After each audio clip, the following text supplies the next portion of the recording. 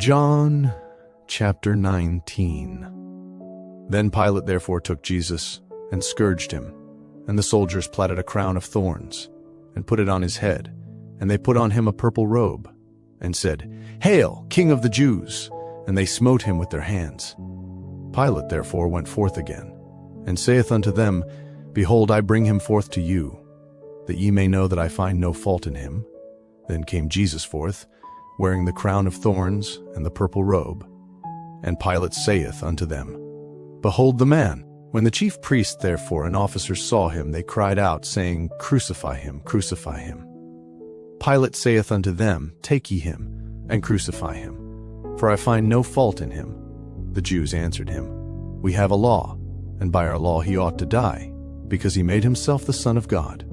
When Pilate therefore heard that saying, he was the more afraid, and went again into the judgment hall, and saith unto Jesus, Whence art thou? But Jesus gave him no answer. Then saith Pilate unto him, Speakest thou not unto me? Knowest thou not that I have power to crucify thee, and have power to release thee? Jesus answered, Thou couldest have no power at all against me, except it were given thee from above. Therefore he that delivered me unto thee hath the greater sin. And from thenceforth Pilate sought to release him. But the Jews cried out, saying, If thou let this man go, thou art not Caesar's friend. Whosoever maketh himself a king speaketh against Caesar. When Pilate therefore heard that saying, he brought Jesus forth, and sat down in the judgment seat in a place that is called the Pavement, but in the Hebrew, Gabbatha. And it was the preparation of the Passover, and about the 6th hour. And he saith unto the Jews, Behold your king. But they cried out, Away with him, crucify him. Pilate saith unto them, Shall I crucify your king? The chief priests answered, We have no king but Caesar. Then delivered he him therefore unto them to be crucified. And they took Jesus, and led him away. And he, bearing his cross, went forth into a place called the place of a skull, which is called in the Hebrew Golgotha, where they crucified him, and 2 other with him, on either side one, and Jesus in the midst. And Pilate wrote a title, and put it on the cross. And the writing was, Jesus of Nazareth, the King of the Jews. This title then read many of the Jews, for the place where Jesus was crucified was nigh to the city, and it was written in Hebrew, and Greek, and Latin. Then said the chief priests of the Jews to Pilate, Write not, the King of the Jews, but that he said, I am King of the Jews. Pilate answered, What I have written, I have written. Then the soldiers, when they had crucified Jesus, took his garments, and made 4 parts, to every soldier a part, and also his coat. Now the coat was without seam, woven from the top throughout. They said therefore among themselves, Let us not rend it, but cast lots for it, whose it shall be, that the scripture might be fulfilled, which saith, They parted my raiment among them, and for my vesture they did cast lots. These things therefore the soldiers did. Now there stood by the cross of Jesus his mother, and his mother's sister, Mary the wife of Cleophas, and Mary Magdalene. When Jesus therefore saw his mother, and the disciple standing by, whom he loved, he saith unto his mother, Woman, behold thy son.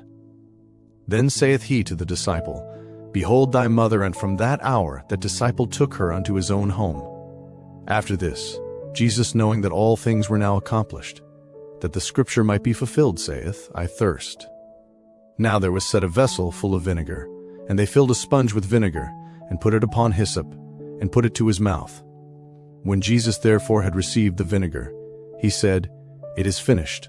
And he bowed his head, and gave up the ghost. The Jews therefore, because it was the preparation, that the bodies should not remain upon the cross on the Sabbath day, for that Sabbath day was an high day, besought Pilate that their legs might be broken, and that they might be taken away. Then came the soldiers, and brake the legs of the first, and of the other which was crucified with him. But when they came to Jesus, and saw that he was dead already, they brake not his legs. But one of the soldiers with a spear pierced his side, and forthwith came there out blood and water. And he that saw it bare record, and his record is true. And he knoweth that he saith true, that ye might believe. For these things were done, that the scripture should be fulfilled, A bone of him shall not be broken. And again, another scripture saith, they shall look on him whom they pierced. And after this Joseph of Arimathea, being a disciple of Jesus, but secretly for fear of the Jews, besought Pilate that he might take away the body of Jesus, and Pilate gave him leave. He came therefore, and took the body of Jesus. And there came also Nicodemus, which at the first came to Jesus by night, and brought a mixture of myrrh and aloes, about 100 pound weight. Then took they the body of Jesus, and wound it in linen clothes with the spices, as the manner of the Jews is to bury. Now, in the place where he was crucified, there was a garden, and in the garden a new sepulchre, wherein was never man yet laid. There laid they Jesus therefore because of the Jews' preparation day, for the sepulchre was nigh at hand.